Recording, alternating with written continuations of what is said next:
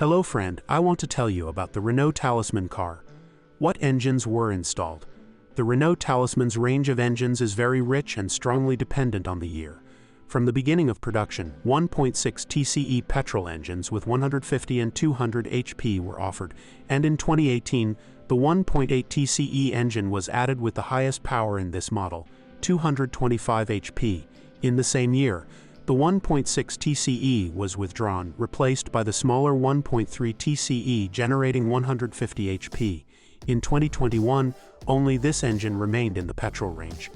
The diesel engines initially offered included the 1.5 DCI with 110 HP as a typical fleet variant, and the more powerful 1.6 DCI available with a single turbocharger, 130 hydrogen phosphide, or 160 hydrogen phosphide. At the turn of 2018 and 2019, these three diesel engines were withdrawn, replaced by a new design from the same family, the 1.7 DCI with 120 HP and 150 hydrogen phosphide. But in 2020 this engine was withdrawn from the offer. Also in 2018, the 2.0 DCI engine appeared, or rather returned from the Laguna 3, although in a refreshed form. Initially, it was offered in versions with 160 or 200 hydrogen phosphide, but in 2020, the more powerful version was withdrawn and replaced with a version offering 190 HP. It is worth noting that the model name includes the engine power, with the designation TCE denoting a petrol engine and DCI denoting a diesel engine. This naming is a bit confusing, because for example, the 1.6 and 2.0 engines had the same power, with the smaller one being commercially called Energy DCI, and the larger one Blue DCI. It is also good to know that the newer and larger 1.7 engine, with the Blue DCI 120 designation, has less power than the older and smaller Energy DCI 130. It is also worth mentioning the EDC designation in the model. This is an automatic double-clutch transmission offered in many engine variants. For example, it was standard in all petrol engines and has 7 gears. In diesels, it is already a 6-speed gearbox offered for versions 110 and 130 as an option, and in 160, 190, and 200 as standard. Manual gearboxes always have 6 gears. Which engine to choose? Despite the rich offer, not all variants were very popular, and in general the model itself is less popular than, for example, cars from the VW group. Due to its age, the most reliable information can be obtained about the 1.6 TCE petrol units, but also about the 1.8 TCE. In the case of diesels, the most popular units were the 1.6 DCI. In terms of fuel consumption, the most economical petrol engines are the 1.3 TCE and 1.6 TCE, burning an average of no more than 7.5 to 8.0 L 100 km. The 1.8 TCE unit needs a liter more, which can be considered a very good result for its power. All petrol engines are economical thanks to modern technology such as turbocharging, direct injection, and the start and stop system. I will also add that the TCE 160 and TCE 225 variants are equipped with a GPF filter. The most economical diesel is of course the weakest one, the 1.5 DCI, but on condition that we drive according to its purpose, i.e. calmly. The engine can then burn on average even below 5 L 100 km. The 1.6 DCI and 1.7 DCI units have slightly higher consumption. It will be around 5.5 to 6.0 L 100 km. The exception is the Energy 160 variant with a double turbocharger, which burns even much more than 6 L 100 km. The relatively unpopular 2.0 DCI diesel burns similarly to the 1.6 biturbo, i.e. around 6.5 to 7.0 L, 100 kilometers. Users praise the 1.5 DCI and 2.0 DCI engines. The 1.7 DCI is so unpopular that there are not many opinions about it. However, the worst among diesels is the most popular one. The 1.6 DCI, its main problem is the stretching timing chain and the exhaust gas cleaning system.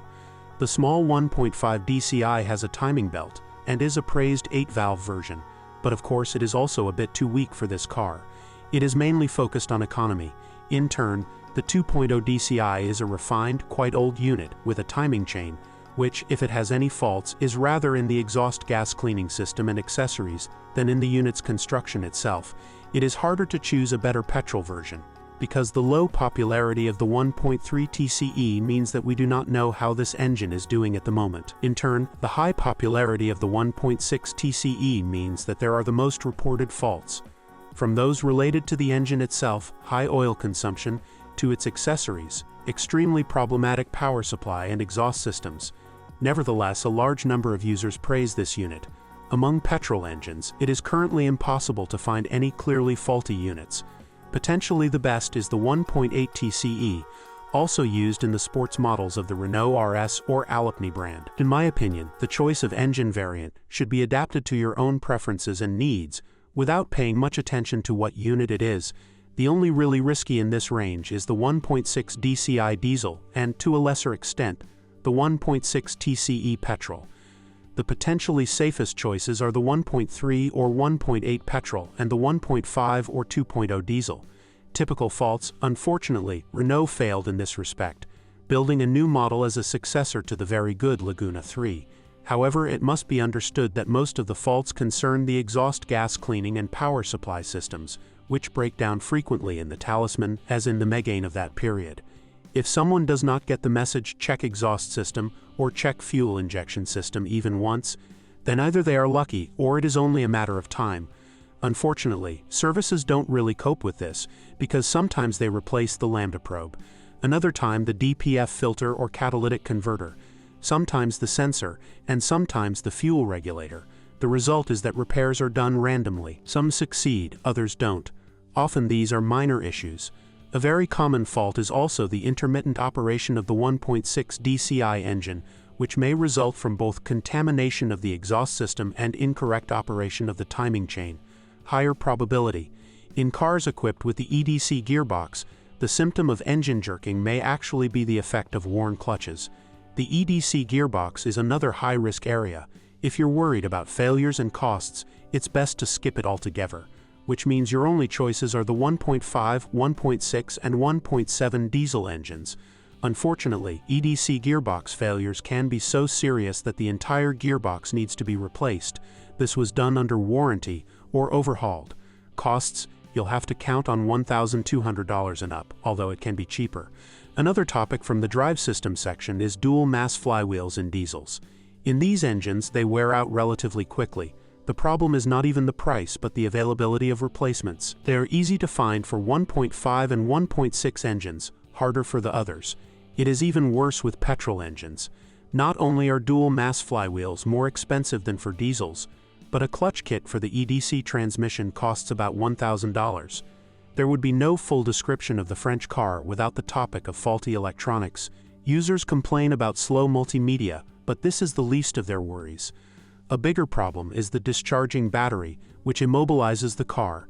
Unfortunately, a good quality AGM battery costs almost $250.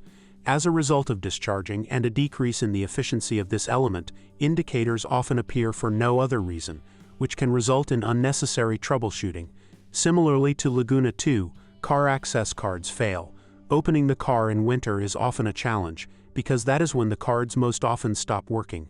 Sometimes the cause is again a weak battery. In connection with the above, two things are recommended when using Talisman: a visit to an authorized service center or a workshop specializing in this brand once or twice a year to check if there are any software updates. The second thing is to charge the battery 3 to 4 times a year. Less significant faults include problems with closing the electrically operated boot lid. This can be done manually. Users complain a bit about the suspension, which creaks. Most often it means that the shock absorbers need to be replaced, and quite often catches play. Some cars are equipped with adaptive shock absorbers, which are more durable but more expensive. Fortunately, the 4Control system is not particularly prone to failures. But to appreciate its performance, the suspension must be in very good condition. Thanks for listening to me. Don't forget to subscribe to the channel and rate my video.